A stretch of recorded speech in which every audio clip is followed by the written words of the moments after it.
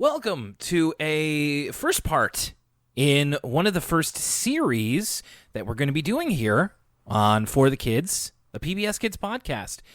This time, we are going to be taking a look at a piece of PBS Kids history, a block of programming that I hadn't originally heard of before, but our lovely patrons who are listening to this right now helped me to learn a bit more about. And in looking it up, I figured, why not make it a little bit of a mini-series? So it's our first episode on the PBS Kids Bookworm Bunch. My name's Will Young. Lucas, did the name Bookworm Bunch bring anything back to your memory? No, I was actually pretty confounded when you brought it up last week, but when you started mentioning which shows were contained within the Bookworm Bunch, you had me intrigued, and now I'm ready to go on this literary journey with you. That's right. Literary is the word, because that is part of the whole conceit of the Bookworm Bunch, is that they're all based on children's books. So this is going to be a little bit of a few different episodes of For the Kids, PBS Kids podcast, because with our previous episodes, normally we take a look at one show and we discuss its history, and it's all kind of contained within that one thing. So for this and the ensuing 5 episodes, well, the history section is going to be a little bit lighter because we know where it aired and when. We're going to be talking a little bit about the history of the Bookworm Bunch in this first episode here, and then from here on, we're just going to be talking about the individual histories of the shows themselves, which, in doing the research for this, well, it turns out there's not a whole lot to talk about in terms of our other episodes, because we all know where it aired, and why, and when. It just so happens that a lot of the shows in the Bookworm Bunch, the history is someone wrote a children's book and then they made a show out of it. That's kind of, you could say that about our podcast too. So many of the episodes we've already done have been about children's books, and these are going to be. You know what? I feel like maybe I'll have to keep that in mind, is that if I really want to get into a racket, it's children's books. If I can write a halfway decent children's book and make it into a series, which I'm sure is just as easy as I'm making it sound, then I can get that sweet, sweet PBS Kids bank. Publisher royalties. Yeah. How hard could it be? So, the PBS Kids Bookworm Bunch. It was a joint venture between PBS, of course, and a Canadian animation studio named Nelvana to create a block of programming based on children's books, which were aimed specifically at preschool kids. So, before we get into the block itself, we have to talk about Nelvana, which, Lucas, should be pretty familiar to you and I, Canadian kids growing up in the 1990s. Yeah, this is not the first time, even on the show, I think we've brought up Nelvana. I think this has been this Wikipedia search has autofilled. Oh my goodness! And yes, the Nelvana logo is iconic. What is the Nelvana logo? It's like the polar bear looking up to the star in the sky. I remember that showing up at the end of many a show. That's right. Especially familiar, like I said, to Canadian audiences, but to Americans as well. So I'll give you a little bit of a potted history. Full disclosure, the history of Nelvana is vast, and I feel like if there isn't a good YouTube video made about it right now, there probably will be in the future. There's a lot here that I could cover, but I had to really kind of pot it down to make sure that we kind of keep within our normal runtime. So Nelvana was an animation studio founded in 1971. It was named after a Canadian comic book superhero at the time named Nelvana of the Northern Lights. Female superhero, too. It has offices in Ontario and in New Brunswick, and as well as worldwide in the U.S., France, Ireland, and Japan. But in the 1970s, 3 guys got together to do animation work in Canada. Its first big break. Now, how about this? Its first big break, not its first animation project, but like the biggest thing that it did in its early days, was an animated segment on the Star Wars Holiday Special. Oh, was it the one with the Ewoks? It was the one that introduced Boba Fett to the Star Wars canon. That segment's actually pretty good, eh? The Star Wars Holiday Special gets a bad rap, but the part where Boba Fett shows up is kind of interesting. I wouldn't know. I have not not watched it. That's I recently did a whole series rewatch of Star Wars, but the holiday special I once again stopped short. Maybe this Christmas. I'm a little intimidated by it. I got to be honest with you. So in the 1980s, Nelvana decided to do, of course, more animation projects. It actually nearly sunk because of the financial cost of its feature film. So it was originally tasked to do, or it was asked to do the movie Heavy Metal. But they declined because they were working on their own animated feature film called Rock and Rule. Have you ever heard of Rock and Rule? No, is it sort of like it sounds like a ripoff of heavy metal. They both seem to concern rock and roll music. It's very similar. I watched it many years ago at a friend's place.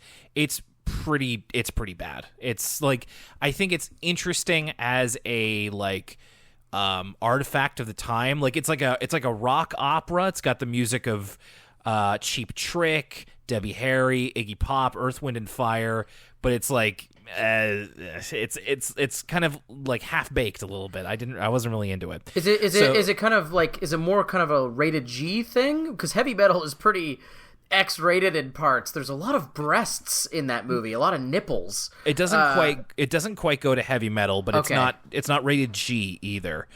So it cost them $8 million and they made back $30,000. So it was a huge financial hit. A huge financial bomb, I should say. It was a hit to their finances. So as the decade went on, Nelvana became known as a studio to do cartoons for bigger franchises. So one of the earlier examples would be that they did the cartoon for Strawberry Shortcake, which was a popular doll in the 1980s. They did the Care Bears cartoon, which was a huge cornerstone of the Care Bears franchise. And they also did other Star Wars cartoons like the Droids cartoon and the Ewoks cartoon. And they would kind of do the same thing over into the 90s and beyond. In 2000, it was purchased by Toronto's Chorus Entertainment, which, Lucas, you and I should also be familiar with. They are the people who own Global TV, YTV, Teletoon, Treehouse, and a lot of other Canadian distributors of cartoons. Yeah, a Canadian television institution. Absolutely. And like Lucas said, you can always tell a Nelvana cartoon because at the end you see the polar bear. So other cartoons you may be familiar with include Babar, The Adventures of Tintin, the horrible CGI Donkey Kong Country cartoon. They did Roly Poly Oly, and they were the Canadian distributor of the first 5 seasons of The Fairly Odd Parents, among many other things. Nelvana has a really deep roster, but those are the ones that jumped out the most to me. So Nelvana partnered with PBS to make the Bookworm Bunch. The goal was to capture the attention of preschool kids on Saturday mornings, especially because, that was a prime time for kids to be watching TV, especially a younger set that could be offered something a little bit less action-oriented, especially in light of a University of Kansas study that showed evidence that TV shows could help children to read. So once again, this is PBS trying to be an arbiter of children's literacy at an early age. So season 1 of the PBS Kids Bookworm Bunch launched in September 2000, and it had 6 shows as part of it. So Lucas, you know one, which is the one we're talking about today. Do you know the other 5? You said them in the last week's episode of For the Kids. You did. Were you paying attention? I was paying attention, and I remember I actually watched in the stream. We watched this episode today. It's got a little bit of the it's like the whole Bookworm Bunch book. This is a mouthful. Bookworm Bunch block. Yeah. Brick-a-back bee and bool. We're really throwing those bees on there. And it included previews for some of the other Bookworm Bunch shows like Berenstain Bears and Seven Little Monsters and George Shrinks.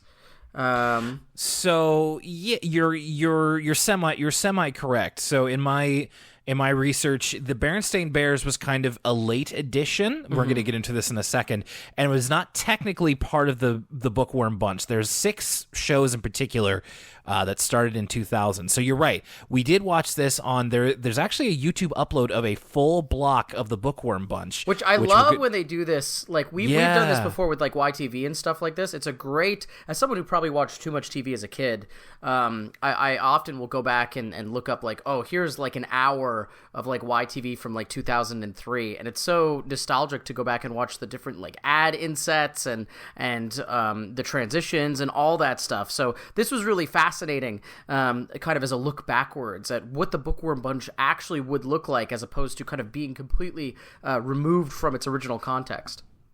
Yeah, we will link the YouTube link liberally in the description of this audio post and on the Discord as well, probably. Yeah, I thought it was a really good way to kind of preserve the experience of watching this block of programming. So it launched with 6 shows. We got the show we're talking about today, Timothy Goes to School, Corduroy, Elliot Moose, 7 Little Monsters, George Shrinks, and Marvin the Tap Dancing Horse. And I've heard of all of those except for Marvin the Tap Dancing Horse. I feel like I vaguely heard of that one, but I never, ever watched it. There, and along with the shows, there were also music video interstitials with cut-ins from all the shows. Now, Lucas, within the time frame that I gave you to watch the Timothy Goes to School segment of that YouTube video, you probably saw one of those music videos. That's right. It got stuck in my head for a couple of hours. I had to actively think of other things to get it out. It was like the clap your hands, stomp your feet, that one. Yeah. So that kind of stuff. The Bookworm Bunch was initially very popular, but when it moved into a second season, they made some changes. They actually removed Corduroy and Elliot Moose. This was speculated to be a lack of interest in those programs. So whether or not that lack of interest is justified, we're going to have to find out in coming weeks when we talk about both of those shows. And then eventually, around the time that the Berenstain Bears became involved, Lucas, as you mentioned, the block would give way to unbranded Saturday programming, and they would rerun the Bookworm Bunch until 2004, and then they would just do more, less themed content on Saturday mornings. So that's what the Bookworm Bunch was. It didn't last for too long, but it's interesting to know that PBS Kids, like, it's weird to think of it as like other television channels, because in many ways it is very different. But, you know, much like your Fox Kids Saturday mornings or your other cartoon-focused channels that have, you know, those cartoon blocks, it's weird to think of PBS like thinking in that way of like, let's put all of these together. We're used to the example would be like Toonami, right? Like, okay, here's this separate block of television that's or I think the YTV version was like Bionics or whatever, or there's been multiple ones where it's like, okay, these adult shows, this is kind of a different thing than the rest of the programming on this cartoon channel. But yeah, I've never looked at it like in this context where here's all these kind of toddler age shows, but they all have this kind of combining DNA in that they're all based on picture books. Right.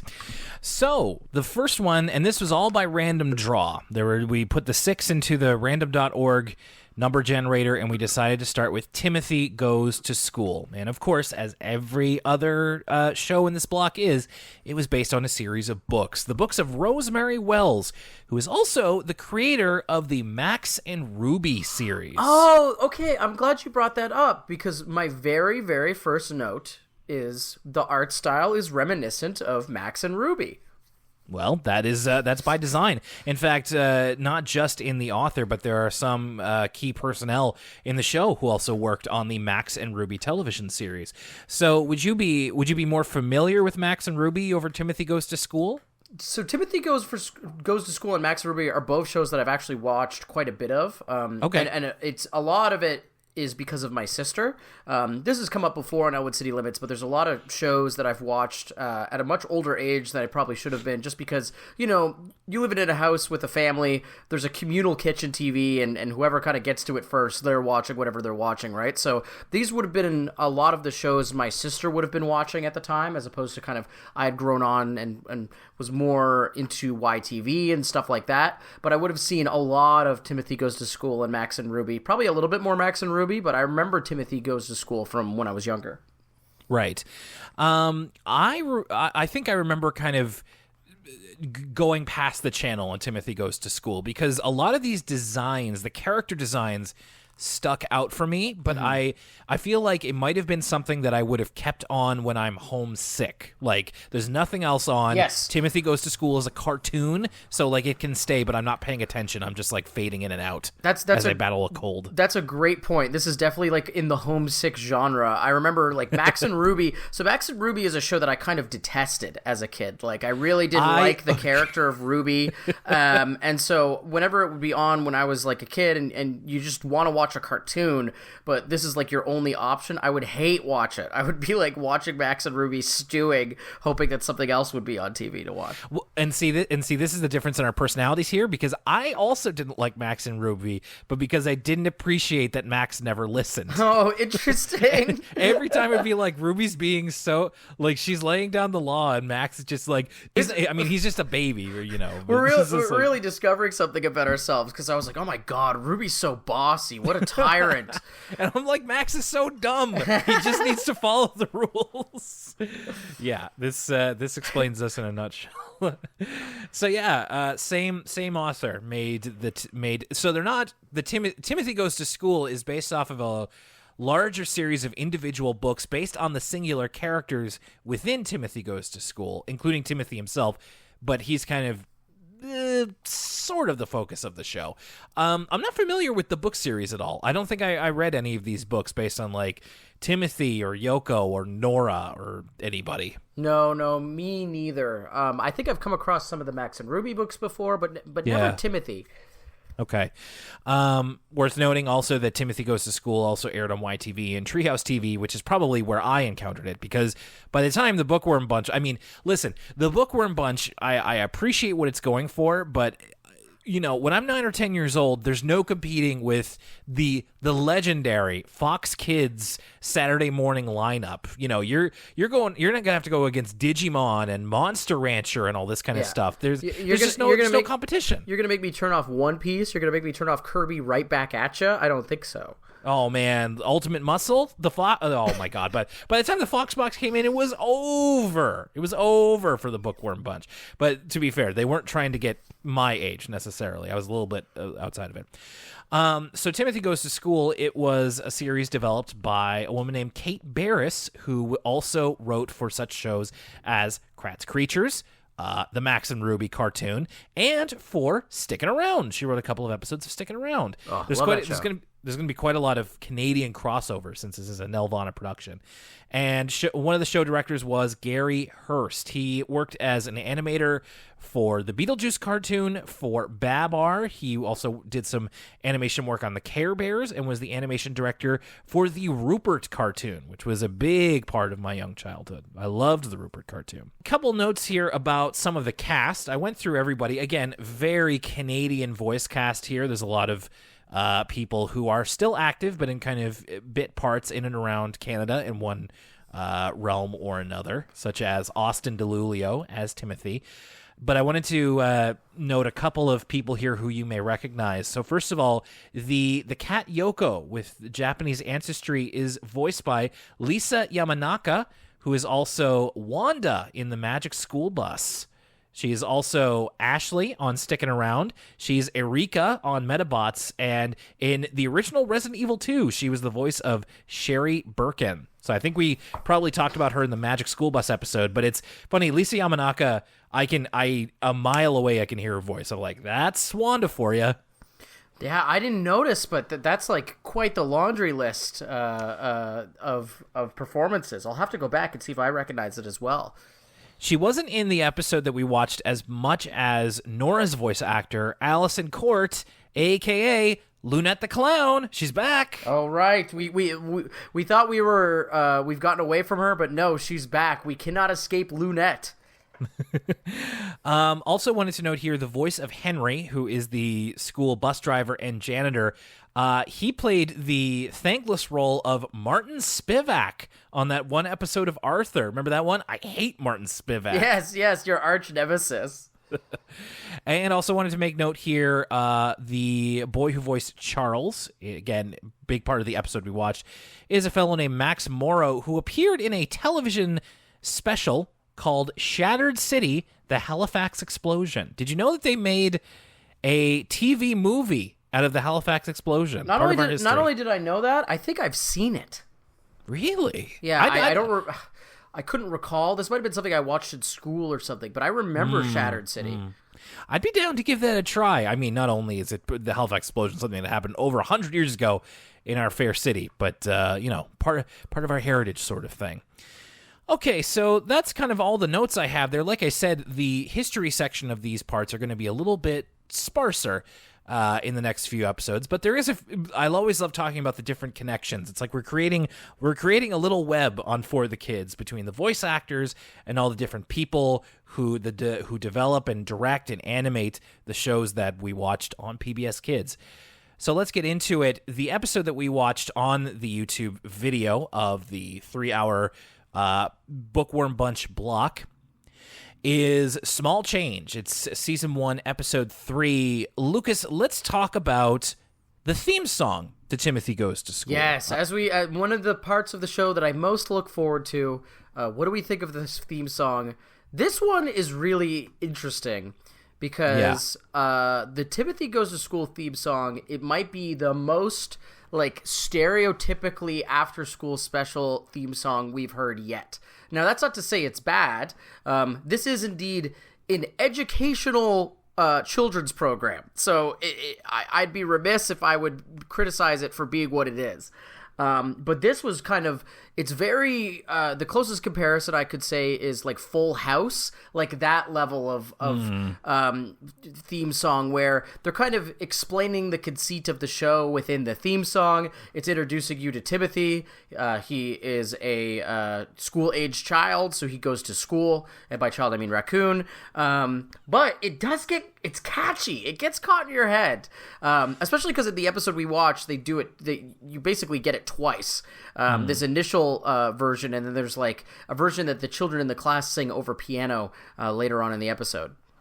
So the theme song is called Brand New Day. It's by a Canadian singer-songwriter and composer named Stan Meissner, who is also a former president of SOCAN. You know what? I know I'm picking up what you're putting down with what it sounds like, because the vocals of it's very like inspirational in that very kind of Full Housey way of just like, you think about like everywhere you look, and then there's the guy, there's a heart ready to find you, except this time it's like Timothy goes to school. Like it's very Michael Bolton-esque, as I wrote down in my notes. It's a little simplistic, but if they didn't have that singer in there, I think it would be completely forgettable, at least with him going like so many things can happen at school. I also love that it starts with a double kick. There's like it really gives a little bit of mustard as it goes out the door, this theme song. So definitely not the best that we've heard, but I kind of got a kick out of it. Like an Arthur episode, as we love to compare, the Timothy Goes to School episodes are separated into 2 stories. Also worth pointing out, as you said, Lucas, this is about anthropomorphic animals. So Timothy's a raccoon. We have a lot of we have beavers, we have badgers, cats, bulldogs, kind of very animals you might see around the home or in the forest or something. It's funny that you bring up Arthur, because I also kind of had Arthur in the back of my head this whole time. And usually with these PBS shows, I try not to directly compare them to Arthur too much, because I feel like it's not really fair. Just Arthur kind of, there's a reason we have a whole podcast about Arthur, and then we kind of only check in once in a while with all these other shows, is that Arthur, and I'm kind of speaking for myself here, Will, but I don't know if you'll agree, it's kind of a cream of the crop, right? It stands above the rest. There's something special about it. But with Timothy Goes to School, I think this might be, whether intentional or not, the kind of most direct Arthur comparison we've watched yet on For the Kids, in that it's anthropomorphic animals. They're all like going to school together, and similarly to Arthur, it's this big ensemble cast. And in this very first episode, we see it's not even focused on Timothy, right? Timothy is kind of in a very Arthur-esque sense, this kind of white bread main character who is generally good-natured, and we get all these episodes focusing on all these other characters who have different things going on with them. So I kept thinking back to Arthur throughout watching this episode, and it kind of worked to the show's detriment, because I think Arthur is and this is by design, intended to be a lot more watchable for an older audience, whereas Timothy Goes to School, not so much.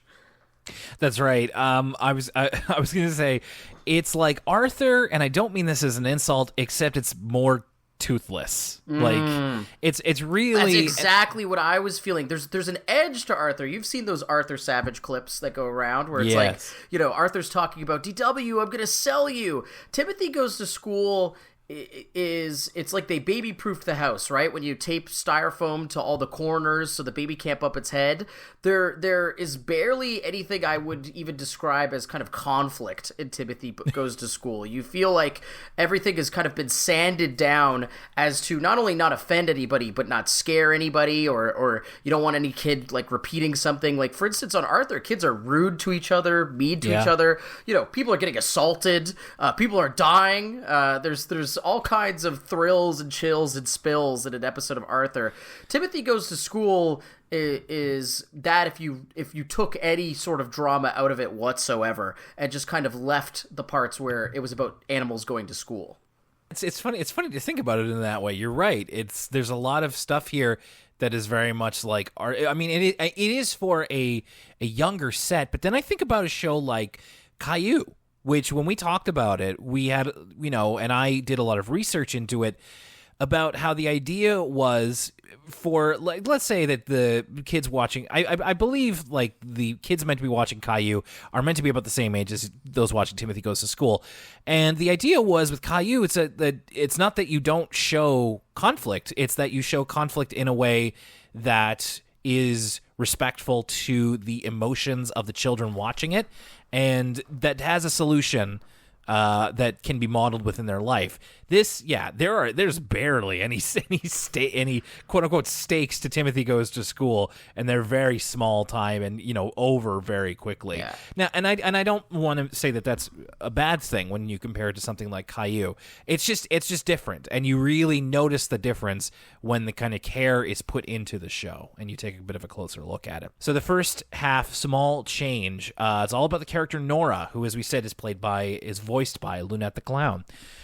So Nora doesn't want, the whole thing is that Nora doesn't want to make changes in her life. She wants to wear her favorite shirt, but it's dirty, so she has to wear a different one. And that was, listen, Nora can get a little bit annoying in this episode. I was lockstep with Nora there. It's like, listen, when you're wearing clothes that you don't really like, it's a blow to your confidence. Look good, feel good.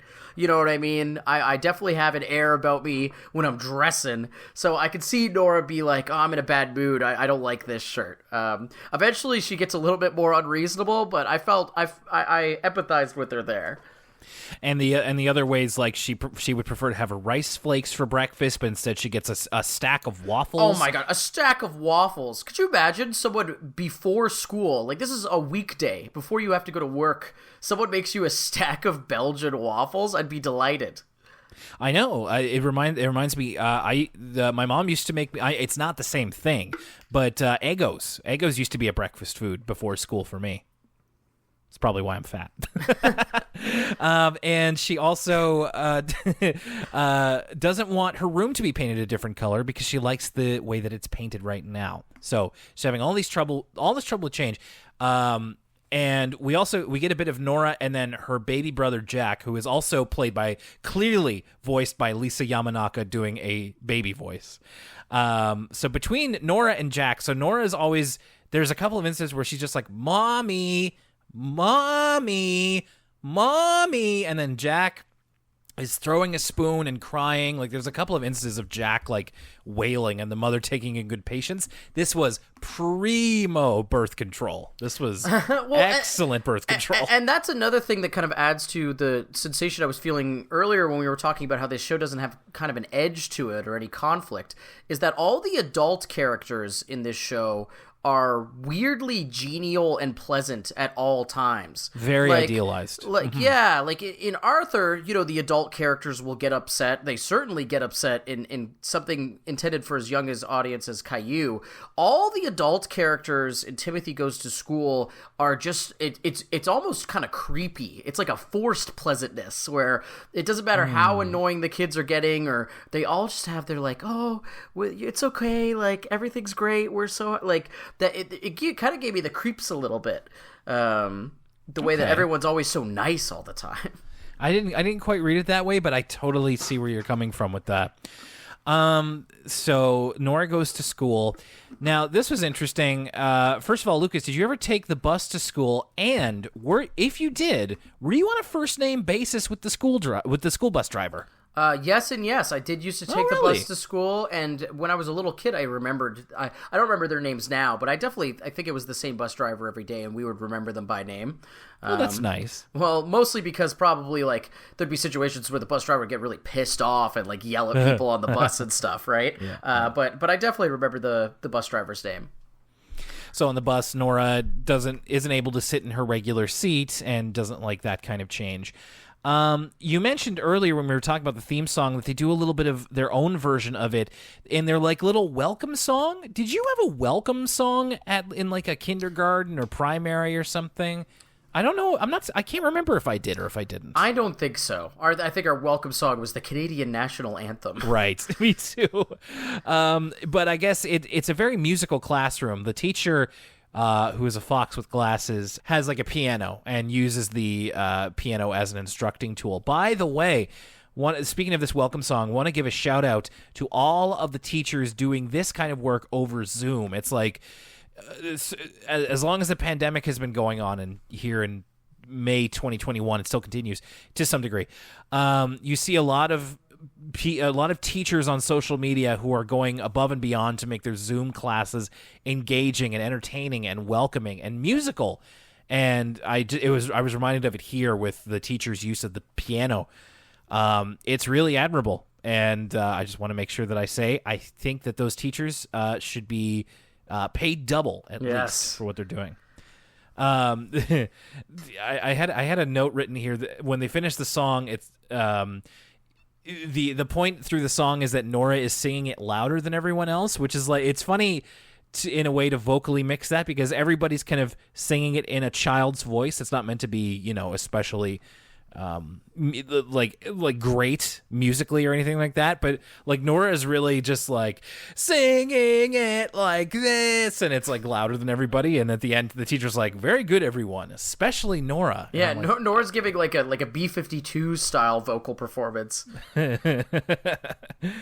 But again, she is forced to do some change because they play musical chairs, which means that they have to eventually swap chairs to where they normally sit.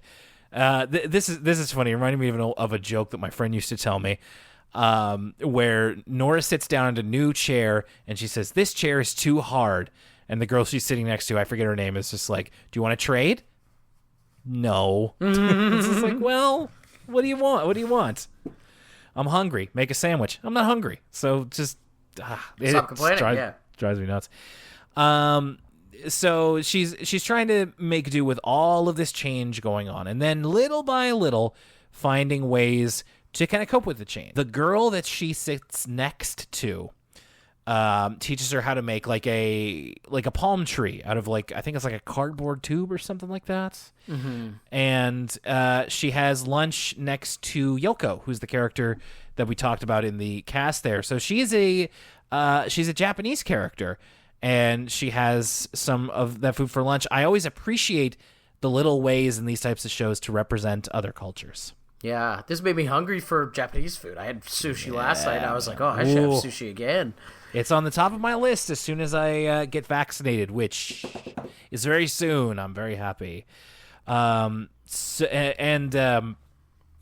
she goes outside, she gets into again, speaking of birth control, Nora gets into this match of who can shout the loudest with these two characters. Now, these guys, Frank and Frank, the two bulldog twins, for some reason I remember them better than anybody No, else. okay, Will, we are on the exact same wavelength here. Frank and Frank, maybe this is like a male thing. Like, I feel like I don't want to make any like gross assumptions here or generalizations, but I found Timothy Goes to School and specifically Max and Ruby, like they were always shows that my sister liked more. Right. Like they were shows that my sister really took to. And I remember the only kind of characters I liked as a kid on Timothy Goes to School were Frank and Frank because I thought they were silly. Sure. It's funny that I felt the exact same thing where it's like I remember their character designs, I remember their vocal delivery. It's Frank and Frank. Yeah. They're the Tibble twins of the show. Well, okay, so that's the other thing I wanted to bring up is this is once again another Arthur comparison. These guys are basically copy paste the Tibble twins to the point where they're twins. And then they have kind of very similar personalities that they're always roughhousing and kind of causing mischief. I wouldn't call the Tibble twins unintelligent, but the Tibble twins are kind of easily fooled or they're gullible, for lack of a better term. And this is yet another kind of direct Arthur comparison. Now, I will say that Frank and Frank I remember, but I don't remember them because I like them. They're just generally annoying. In fact, you know what I remember the most, more than anything else on the show, is when they laugh. They're both like, like the very goonish laughter, like sticks out to me very easily in my memory of Frank and Frank. Well, the Bulldog twins. While we're continuing on with characters we remember because we don't like them, this really stuck out in my head, and because I saw this character again recently, which is Doris, the character of Doris the Beaver. Yes. Doris. I was like, I had completely forgotten about Doris, but recently I was scrolling through TikTok, and there was a TikTok of like, it was like this guy talking about cartoon characters he wanted to beat up. And Doris was at the top of the list. He was like, he didn't remember her by name, but he like threw a picture up and he's like, yo, if I see you, it's on sight. Like, and so she is kind of meant to be like the shit disturber. She's like the unlikable one. Of the Timothy Goes to School crew. And we see that in the next part of the episode. In fact, that was another change that Nora had to deal with, is that she asked Doris if when they get to school, if she can push her on the swings. And they get to school, and Doris is playing with Frank and Frank, and Nora's like, well, why aren't you pushing? And Doris says, I changed my mind. And it's just like, okay. It's like, okay, 5-year-old, do whatever you want, I guess. But yeah, so Nora and the Franks are fighting over, not fighting, but they get into like an equitable shouting match. Again, great birth control, about who should get the swings. And then eventually the Franks push her on the swing, and then they have fun on the merry-go-round. Remember playground merry-go-rounds? See, I never had a playground. My elementary school didn't have one. No. Really? No. You never did? No, never. Safety concern, God. I guess. It's a safety issue.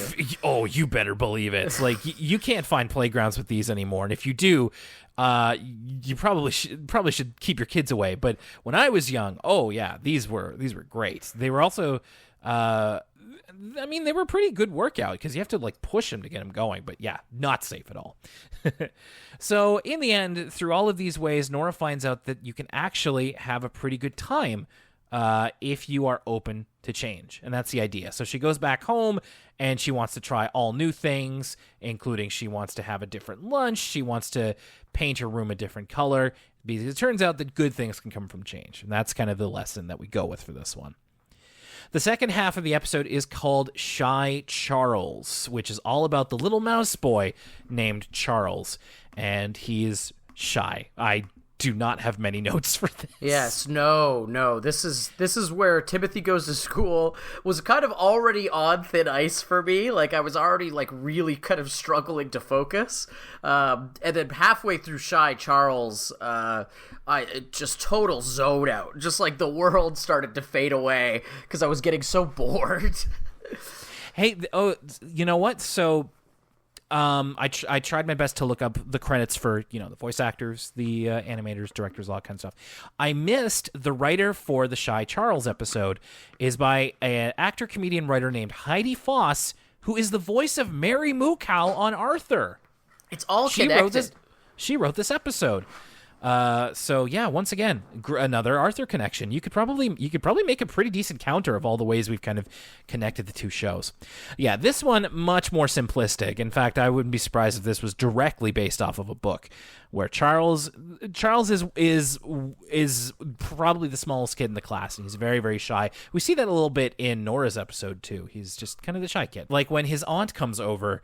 And I liked the voice performance here of the aunt because it was very much trying to be like a parody, like almost parodical in like, because you have all of those kids media that's like, when your aunt comes over and she wants to give you a hug and a kiss, and there's like the big fisheye lens to make them look monstrous. Yes, it's always in fisheye. That's that's so funny. It's true. Like it's like a Gushers commercial or something.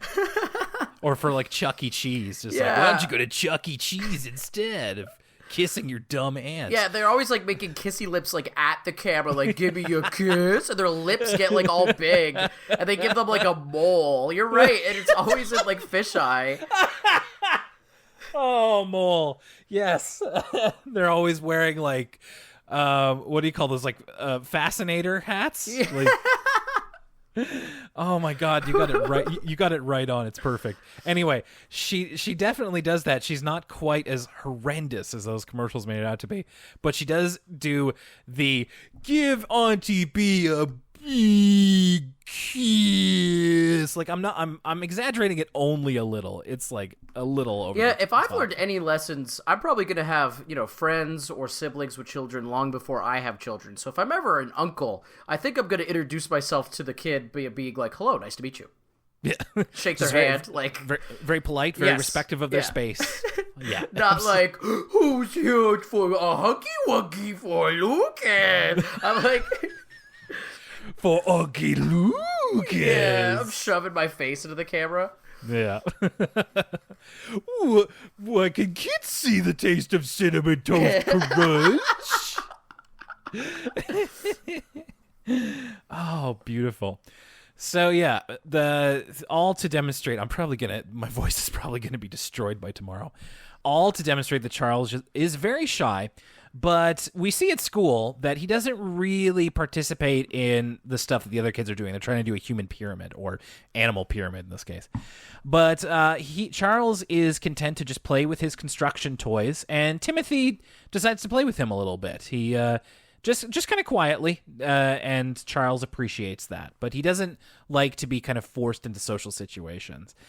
And we also get, this is a little bit of Chekhov's gun here. The teacher demonstrates the use of the alarm bell, which is only to be used in emergency situations. It's pretty much the fire alarm. So they all understand how it works, and they all file out. They know what they have to do. Another Arthur connection here, because speaking of how the teacher uses the piano to teach, they have to do a square dance. I'm going to look up when Timothy Goes to School was written, because if it was before Arthur, we might have something on, if it was after Arthur, rather, we might have something here. Well, see, it all depends on if this is from a book or not, which I can't definitively say if it was. Timothy Goes to School definitely, the cartoon aired after Arthur. Timothy Goes to School is very old. The book series, you mean? Yeah, like Noisy Nora came out in 1973, Yoko 1998. So wow. There's Morris's Disappearing Bag 1975. So there's quite a few. I revoke my act. Yeah, impossible. Yeah, I revoke my. My accusatory tone I was about to take. It turns out it might be coincidental, or Mark Brown might have even gotten some inspiration from the Timothy Goes to School books. You never know. So, of course, they're forced to do a square dance like so many American children were forced to do in this weird way. But Charles is too shy to dance with his partner, who is Doris. And Doris, very, very loud about it, very much like, well, how come you don't want to dance? Like just that kind of kid. We all knew them, so I understand where people are coming from with that. And she's the one at several points in the episode to be like, Charles doesn't like to play, and it's like, well, no, he just likes to play by himself or do his own thing.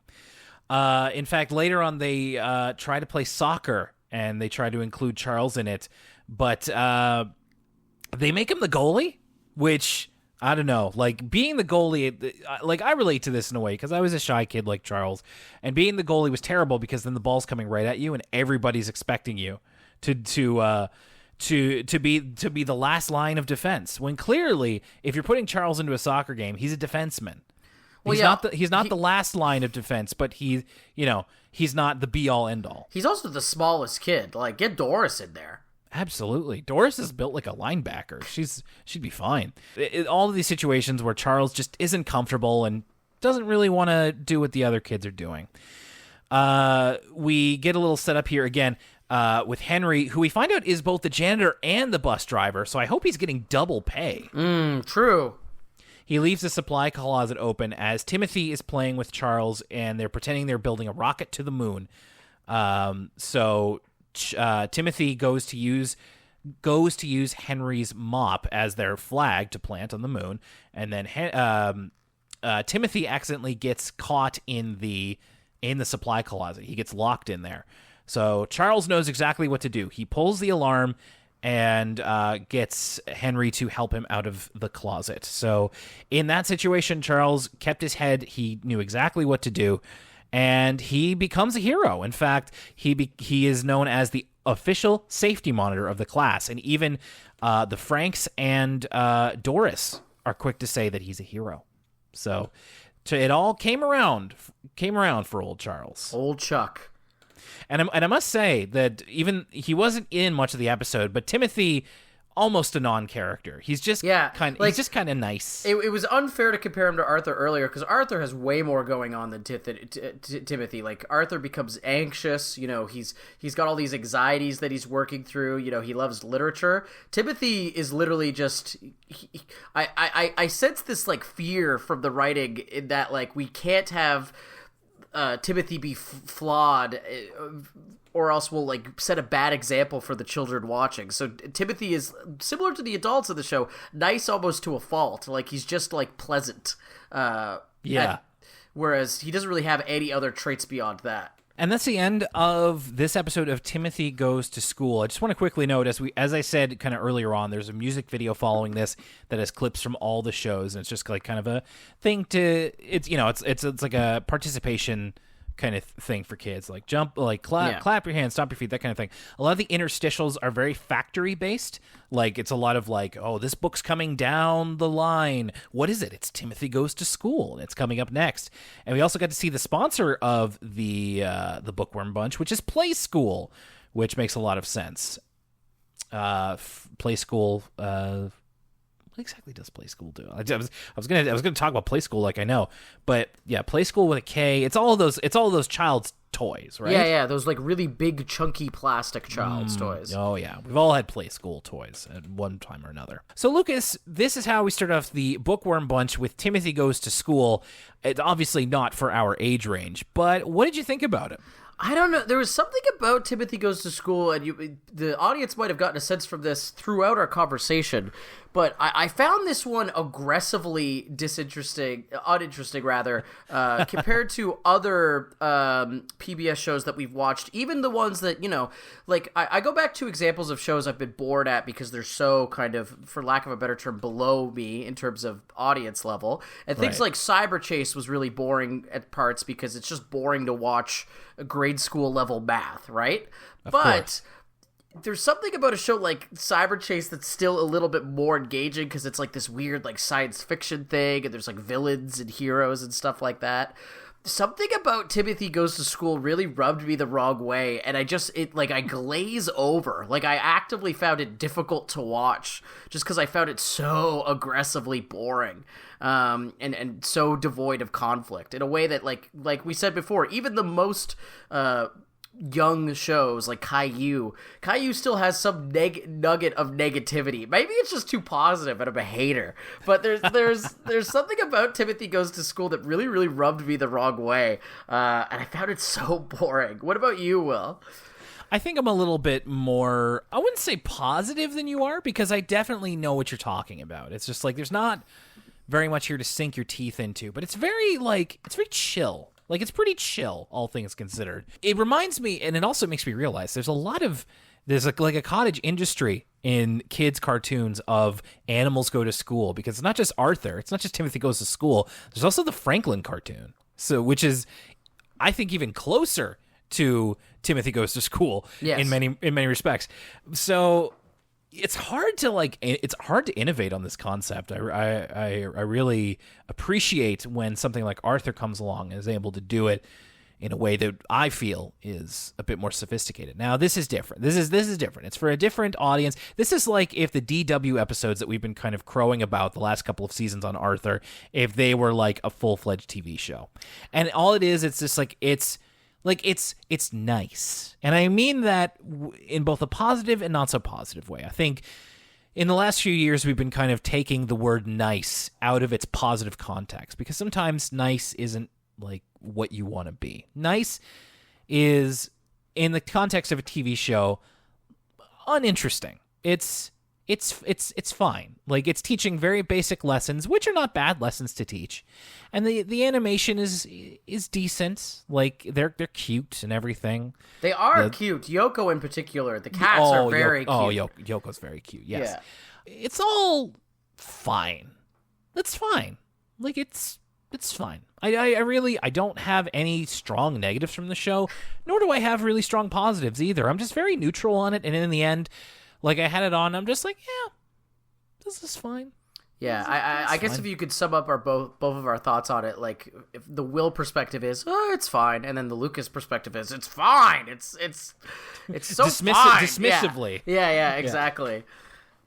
So, Lucas, this is like, we're in it now. We're in the Bookworm Bunch, and now we have 5 more shows to get to. So at the end, we will be able to, I think, rank each of these. We'll be able to establish ranking. So I'd say right now, Timothy Goes to School is pretty in the middle, depending on where we land on this. So I'd say you got me excited knowing that Elliot Moose was canceled due to disinterest, because Elliot Moose is a show I watched a lot of as a kid, and so I'm incredibly curious to see how it holds up. Elliot Moose is a show that I never got past the theme song of. So I wanted to give you a little bit of an opportunity here, because the next 5 episodes are kind of pre-chosen, but we can go in any order we like. So, Lucas, I'm going to get you to pick a number between 1 and 5.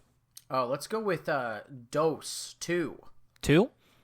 Okay. Well, according to my ordering, Elliot Moose is next. Okay. So yeah, we're going to be talking about Elliot Moose as part of the PBS Kids Bookworm Bunch. And now that I've said it, I'd like,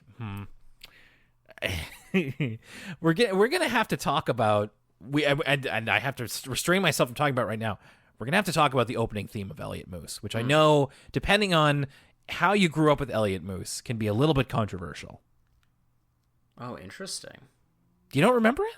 No, I remember the theme song. I'm curious why it's controversial, but we should save this for the next episode. Yeah, when I say it's controversial, I just mean like it's one of the greatest earworms that PBS has ever been associated with. Anyway, we will talk about it all in the next episode of For the Kids as we continue this exploration of the Bookworm Bunch. Lucas's unwitting pick, Elliot Moose, is coming up in 2 weeks, so we will see you then, because that's the first episode of the Bookworm Bunch, and that was...